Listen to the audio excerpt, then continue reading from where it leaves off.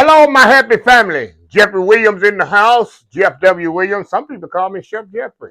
I don't care what you call me. Just call me something. Be nice about it. Welcome to the Slice of Happiness, Monday Motivational. I know I'm down to one video these last few weeks, y'all, because in the holiday season, I'm very, very busy with other things, but I'm going to try to at least get two up there. I can't promise three. I'm going to at least try to get the Wisdom Wednesday up, and then probably after the first of the year, we'll go back to three, because I got a lot of y'all know I'm got another channel, Old School Soul Food, and I'm very busy over there with that one also. So, holiday cooking is a big thing, but you got to not only feed your body, you got to feed your mind too. So I want to talk to y'all something today about mentorship. If you got a good mentor in your life, somebody that's sincerely hard on you for your best interest and not their best interest, appreciate these individuals. You might not appreciate them until later on down the line. I've had a few in my life I'm going to talk about, but you got haters and you got people that really, really care for you that's going to be hard on you. Y'all know grew up through with mental illness, people making fun of me and so on. But I had some mentors in my life that was very, very, very hard on me. Number one, my dad. I thought growing up, y'all, I thought my dad was the meanest person on planet Earth. I thought he was the thought he was sent here by the devil. And all our siblings did. And because my daddy, he didn't let none of it is not only me, all our siblings. We couldn't go out nowhere. We couldn't go play with a lot of the kids. We couldn't stay overnight different places. We had to, of course, we had to go to church all the time. As we grew up, we couldn't. We better not be caught drinking no alcohol or smoking no cigarettes or doing no drugs. We had to work, and when we worked, he took our money and made us put it in the bank. And pretty much all, like 90% of it, he made us save it and put it in the bank. And he was hard on us like that. He was just like we had to tell him where we go, who we hung out with, stuff like that. We had an incident, y'all, in my school. Um, it was back in the had to be 70s, early 80s. And some of the football players had got a hold of some salt pills. You know, salt pills is make you sweat.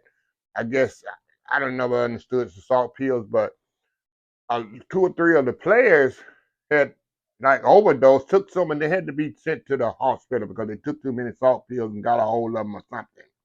And my dad heard of it. He called me out. He said, were you involved in that?" What? No, no, I wasn't. If I ever hear you, he scolded me for something I didn't do, but he was pre-scolding me and letting me know that wasn't a bad. That was a bad thing to do. But later on down the line, as I got 18, 19-year-old, and my mom she was a disciplinarian too. I mean, you had to eat everything on your plate. You didn't waste no food. You had to wash dishes. You go in the kitchen. You had everything. Just it's like my mom was a different type of disciplinarian, but she was up there too with my dad. Of course, your dad is always going to be the one that strike more fear in you, the fear of God just by his look. And yes, we was disciplining big time. If kids were disciplining like I was disciplining all my siblings back in the day, the parents probably be put in jail. But they disciplined with love. It wasn't abuse. They wasn't trying to kill us or really injure us. But when we needed to be disciplined, we was disciplined. And as we grew up, and I was talking to my brother about this all the time, even today. Maybe about 6 months ago, I was telling my dead brother how we was brought up. He said, "Bro, we thought we didn't see what we see now." He said, "We look at our lives now. My parents was teaching us not to deal with drugs and alcohol, not to be running with the wrong people. They taught us how to take money and save it, how to work. They made us start working at 16 years old, y'all. Everybody all my siblings, we had a job, part-time job at 16 years old. During the school year, we could only work on the weekends. In the summer, of course, we could work during the week. We had to be in the we couldn't work no school days. He was very strict how we worked because he wanted to show us responsibility as we were doing the school, but he didn't want the job to take away from my school responsibility. We had to take every day, show our homework every day what we had. My dad and mom checked whatever tests we had, report cards, what assignments we had. They checked that. They were so involved in our lives, y'all. It was amazing. My parents loved us that much they wanted us to see. And I thought it was like, man, we got parents just all in. Yeah, they was that. But it taught us physical responsibility, social responsibility as we got older. And as I got older, I asked my dad. My dad was really, he really get sick. And my dad died at 69 years old of congestive heart failure. But I think he was like 7 years old. He was in the hospital. He was in that hospital the last 2 or 3 years of his life. And matter of fact, he was in St. Luke's here in Houston. He was in there, and I asked Dad, I said, "Well, Dad, you was hard on us." He told us, I'll never forget. He said, "I never wanted you to fall short of what you needed to be. I pushed all of y'all because I knew we wasn't gonna be here. Me and your mom wasn't gonna be here all the time, and I pushed you to be the best you could be, to not leave anything materialistic to y'all, but leave a legacy to y'all that y'all could carry on as individuals." He told us that. So as I grew up out of that and left home to work on my job where I just recently retired from, I say, well, I'm out from under my dad or whatever I can do. I got tutored on a German chef with really Austrian chef. I thought this when I first hired, it was another chef, and he worked there maybe 2 years, and then he retired. He had been there 18 years. Eventually, he retired, and they brought in a young master chef. He was in his 30s. He was German, very smart to this day. He's very smart, but he was a strict, just like my dad, but in the culinary aspect, y'all. I thought the guy was racist. I mean, he was just on me all the time. He cleaned house in the kitchen. A lot of people couldn't take his disciplinary and his strictness, and not disciplinary, but disciplinary too, because he would expect the best out of you and nothing else. And a lot of people quit out of their kitchen, and I saw what he was doing. He was trying to scatter out the people that really want to learn, and got people in there that really want to learn and really want to use all the talent that they had. So with that aspect, he come in and like I say, I didn't know. I said, this guy's crazy. This guy is like I said, I thought he was a racist or whatever. And I'm in my 22, 23 years old. And I said, man, what is wrong with this guy? But he used to push me to the level of, this is not right. Do it over. Is your station clean? This is not organized. This should be here. This should be here. Throw it away. Do it over. Throw it away. Do it over. This is not right. That's not cut right. This was on for years, y'all. But what he was doing, and he told me this later on, and it showed in me. He was using the talent that God had in me, and he was trying to expose that to get the best, because he saw something in me that I didn't see in myself as a chef. As you can see now in my videos, if you watch my Old School Soul Food channel, the organization, the cleanliness, the preciseness, the crispness of things, he taught that in me. I knew how to cook, but he took it to the next level. Okay, you need to be organized here. You need to be clean here. If something's not good, you throw it out, do it over. You did not do that. He mentored me to that point that I got the best of my ability. Then once I got the food down, this man saw something in me as a leader I never saw in myself. I went through all this mental depression and think I was the best, and he pushed me for 2 or 3 years. He said, Jeffrey, I want you to be a sous chef. Sous chef means the manager of the kitchen, of a whole chef. I said, I don't want to do that. I don't want to deal with managing people. I don't want to deal with telling people.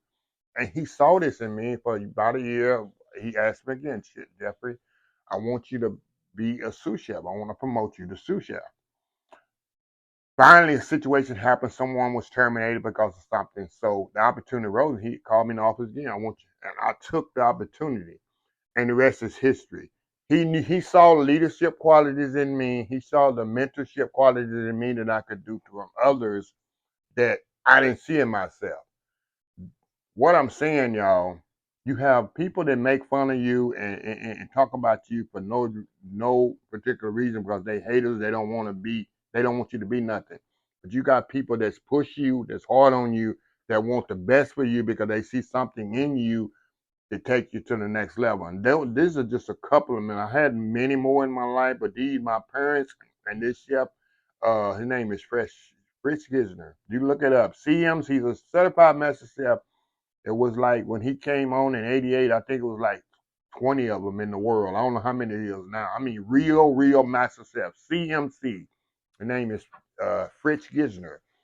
Um, he worked. I worked under him for 18 years at my other job. He went to other places and stuff like that, and he still is mentoring other clubs and things like that. But what I'm saying is to y'all, even if you parents, my parents was my parent. My parents was not my friend. There was no buddy with my dad and mom. Of course, we went fishing and hunting and stuff like that. That's different. There wasn't no buddy, but oh, hey man, what's up? No. That's what we've gotten away from as parents in this society. That's why kids are running rapid. Kids have no responsibility. Kids have no respect because the parents and the elderly and the older people has become friends with the young kids and they don't have no respect and decency. Also, we're not mentoring our kids. We're not showing them physical responsibility, how to save money, how to go to work, how to get up every morning, not sleep to 1, 2 o'clock in the afternoon. We're not teaching our young people this. We need to stop that cycle because what we're doing, we're creating a cycle of a society of people that's think they owed something and they need to be given something instead of working hard for them.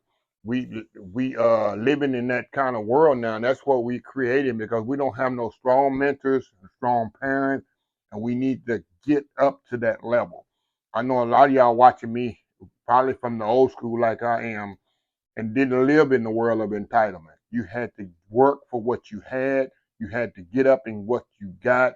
It wasn't nothing entitlement for nothing. I wasn't, like I tell people now, and where I grew up, I'm not entitled for nothing. Everything I have in life, everything I have achieved in life, I have worked hard for it. That's why I'm not ashamed. People say, "Oh, you bragging for this," but I'm not ashamed of who I am or where I come from or what I've achieved because I know I did it the right way. Nobody gave it to me.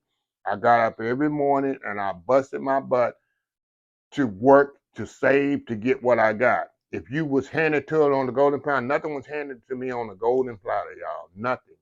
Nothing in my life. Everything in my life I had to achieve hard work. My brother's the same way. Everything he got, he achieved on a hard work. So my subject to y'all today, if you can't be a mentor. If you are from the old school, find this young person. I mentor young people all the time. I'm telling you, I encourage when I see young people out there working, I see people, I encourage them big time and tell them you hit it the right way. Keep doing what you're doing. Work harder. Don't settle for where you are. It's always something better. I'm 55 years old, y'all, and I'm still not going to settle to where I am now. I'm still trying to push hard and see what more I can achieve in my life. I I encourage y'all to be mentorship. You see some young people, and like I say, some parents don't know how to be mentors. Maybe you can pull this young man aside and be a mentor, a young lady aside and be a mentor to them when their parents follow them by the way. Because there's nothing worse when the kid get in. I see this on the news all the time. Kid get in trouble, get in jail for something, whatever. The mama or the dad. Oh, my kid was a good. No, he wasn't. Your kid wasn't a good kid. Your kid out all night. Your kid been in jail 3 or 4 times. Your kid's out on probation. Your kid out there doing this and that is not a good kid. Just say it like it is. I know mothers want to, oh, I love your kid regardless. Sometimes, I'm telling you, my parents growing up, we knew in our house, my dad and my mom said, you go to jail, you stand in there. Don't call me. Don't call me. Don't even think about it. If you're going to jail out there acting like my dad say, acting foolish. And my mama say, getting in devilment. Whatever that is, devilment. I don't know what that is. So yeah. So anyway, I just want to show y'all that if you got a good mentor, appreciate them, listen to them, and they trying to make you to something that you want. And then, like I say, if you're old school like me, reach out to young people. You see somebody out there trying, give them a helping hand. Advice goes a long way. I'm telling y'all, when I travel, do little traveling, everywhere I go, That's when I see young people out there working. I encourage them. I ask them how they doing, how they got the job, do they like the job, what's their future plan. That's me. I do this all the time, y'all. I really do. So anyway, just want to share that with y'all today on the Slice of Happiness. Money motivation was kind of different money motivation, but I just had something on my heart to tell y'all. But anyway, let me close this video. If you like this video, please share, please comment, please subscribe, please follow my other social media accounts. I'm on Facebook, Instagram, Twitter, not Twitter, TikTok, and of course YouTube here. And I'll be back Wednesday. I'm like I say, it'll probably be just 2 videos the next couple of months, and I'll get back on Financial Friday, probably around the first of the year. If I don't have time to put one in here, I might have to in the next few weeks. So anyway, I love y'all. Remember, knowledge is power. That's part of being a mentorship. You get that knowledge, and can't nobody take that away. So anyway, I love y'all. I will see y'all Wednesday. Love y'all. Bye.